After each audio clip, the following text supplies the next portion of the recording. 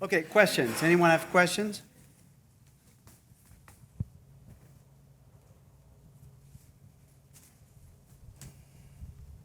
It's all yours, Mack. Yeah. Oh, okay.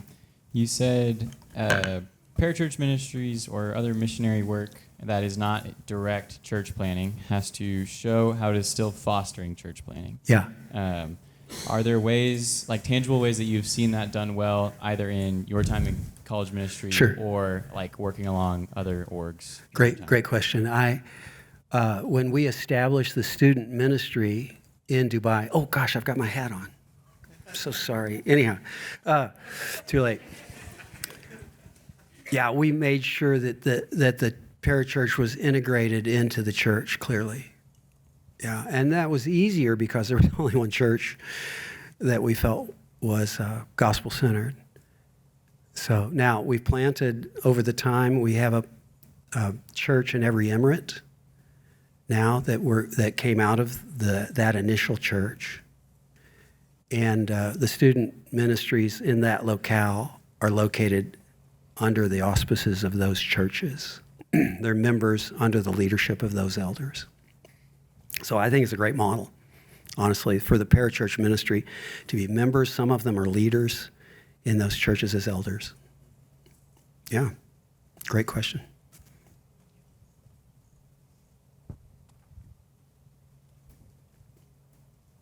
You know, hats, wearing head coverings, I always thought you had to take your hat off when you prayed. And then I exposited 1st and 2nd Corinthians in Erbil and realized, this is about gender identity. This isn't about hats. So, Mack, thank you.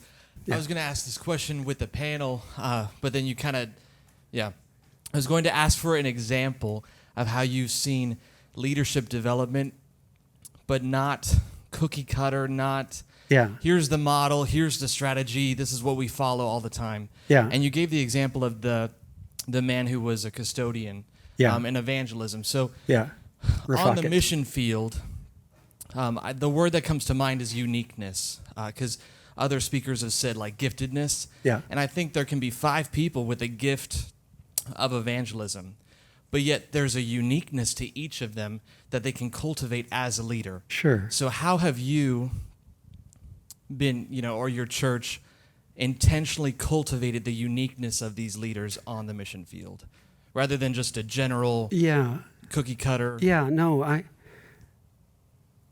mean, I don't know how else to do it but to look to people's unique gifting, skills, experiences, the things that they bring to the table, and to assess. That's part of the assessment, is where does this person fit in the context of a church? There's so many things to do in the church, obviously.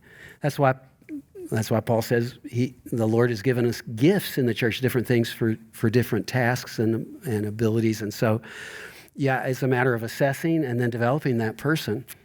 It's all I've ever done, really, is to figure out what people are good at and kind of place them in positions where they're going to succeed and flourish in ministry, all, though, committed to the idea of, in the end, a local, healthy, indigenous church.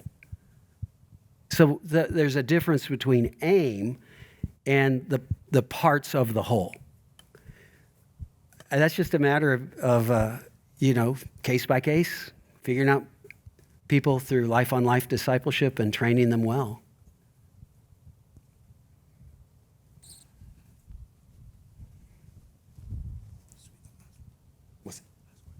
Oh, this is the last question. Make it good, man. Okay. Hey, awesome. You know what? I was a redhead. You won't believe this. I was a redhead. Let's go. In college. I had a big red afro. I'm not kidding. You would not recognize me. I just went to my 50th high school reunion. Uh-huh. Some of those people were so old they didn't even recognize me. It was unbelievable.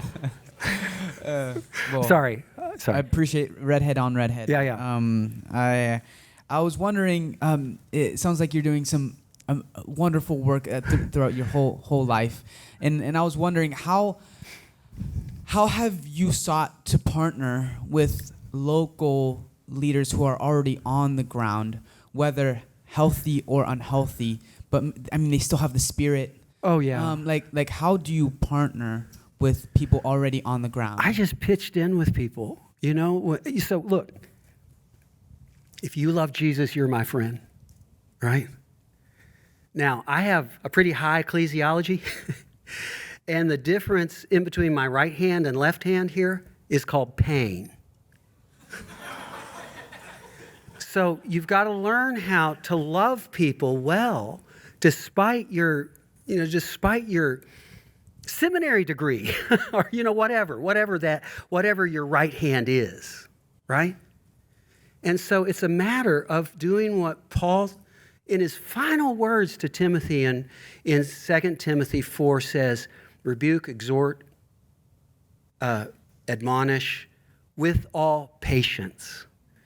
So regularly, I've found great opportunities for the gospel by partnering with people that weren't quite here, you know, but they were my friends because they love the Lord. And actually, in one sense, it's almost easier on the mission field because your backs are up against each other. You know, you're fighting the fight together. And so might be a battle here is not that big of a battle there if they love the Lord. So